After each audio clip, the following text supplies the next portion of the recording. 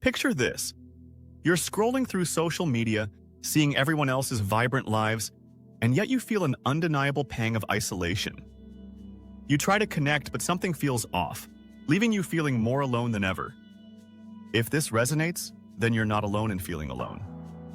Today, we're diving deep into the male loneliness epidemic that's sweeping across modern society, and more importantly, what we can actually do about it. Here's a statistic that might shock you. Nearly 1 in 3 men report having no close friends.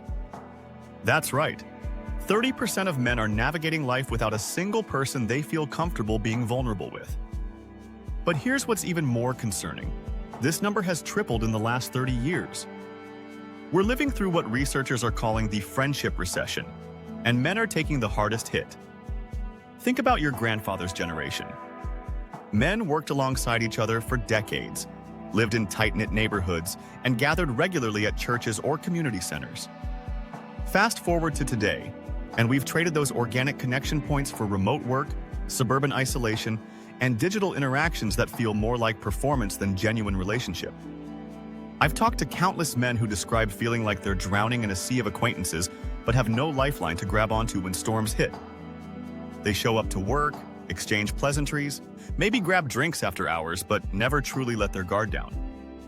They're surrounded by people yet feel completely invisible. But why is it so difficult for men to admit they're struggling with loneliness? The answer lies in centuries of conditioning that tells us real men don't need anyone. We've been taught that independence equals strength, that asking for help signals weakness, and that vulnerability is something to be avoided at all costs. This stoic mask we wear comes with a devastating price. When men can't express their need for connection, they often turn inward, convincing themselves they're better off alone. They rationalize their isolation as choice rather than circumstance, building walls that become harder to tear down with each passing year. The fear of judgment runs so deep that many men would rather suffer in silence than risk being seen as needy or emotional.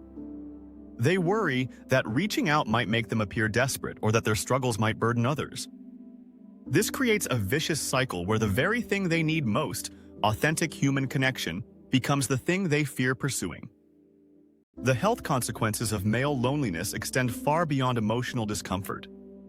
Chronic isolation has been linked to increased rates of depression, anxiety, substance abuse, and even cardiovascular disease. Loneliness literally rewrites our biology, triggering stress responses that weren't designed for long-term activation. Now, let's challenge some assumptions about what male friendship actually looks like. Society often portrays men's relationships as surface level, talking about sports, work, or anything except feelings. But authentic male friendships throughout history have always been built on shared struggle, mutual support, and deep loyalty. Real connection doesn't require sitting in circles sharing emotions, though that's certainly valuable for some. It can happen while working on a project together, pursuing a shared passion, or simply being present during difficult times without trying to fix everything. The key ingredient isn't the activity itself, but the consistent presence and genuine care underneath it. Some of the strongest male friendships I've witnessed have been forged through volunteering, playing music together, joining recreational sports leagues, or even just being the person who shows up when life gets messy.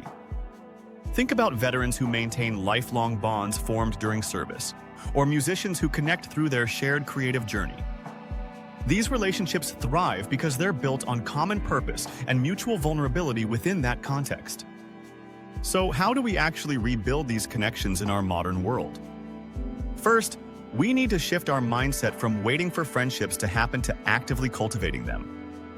This means putting ourselves in situations where repeated interaction naturally occurs. Consider joining clubs or groups aligned with your interests, whether that's hiking, photography, cooking, or book discussions. The structured nature of these gatherings removes the pressure of figuring out what to talk about while providing opportunities for deeper conversations to emerge organically. Don't underestimate the power of simply reaching out to existing acquaintances. That colleague you enjoy talking with, the neighbor you occasionally chat with, or the guy from your gym, these connections often just need someone to make the first move toward deeper friendship. Yes, it feels awkward initially. Yes, some attempts won't work out. But the alternative, remaining isolated, is far worse than temporary discomfort. Start small with low-pressure invitations like grabbing coffee or attending an event together. When using technology, focus on tools that facilitate face-to-face interaction rather than replacing it. Use group chats to organize meetups, not as substitutes for actual conversation. Video calls can bridge geographical gaps when in-person meetings aren't possible. Creating a more connected future requires both individual effort and systemic change. Workplaces can foster connection through team-building activities that go beyond forced fun, creating mentorship programs and encouraging collaboration over competition. Communities benefit from spaces where men can gather naturally: maker spaces, sports facilities, community gardens, or volunteer organizations. These environments allow friendships to develop without the pressure of formal networking or therapeutic settings. The ripple effects of addressing male loneliness extend far beyond individual well-being. Connected men are better fathers, partners, and community members.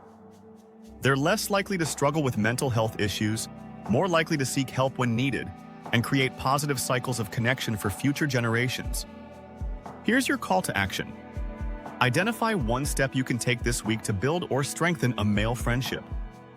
Maybe it's texting someone you haven't spoken with in months, signing up for that class you've been considering, or simply being more intentional about connecting during existing interactions. Remember, seeking connection isn't weakness, it's wisdom. The strongest men throughout history have always understood that we're better together than apart.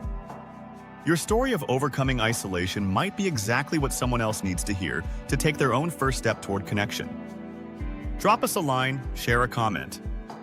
Give us a thumbs up. It helps us to know what video hit home and what videos to make more of. Oh yeah, and we would love it if you subscribed and help us grow our mental well community. This is the Mental Well Guy signing off, wishing you good mental health.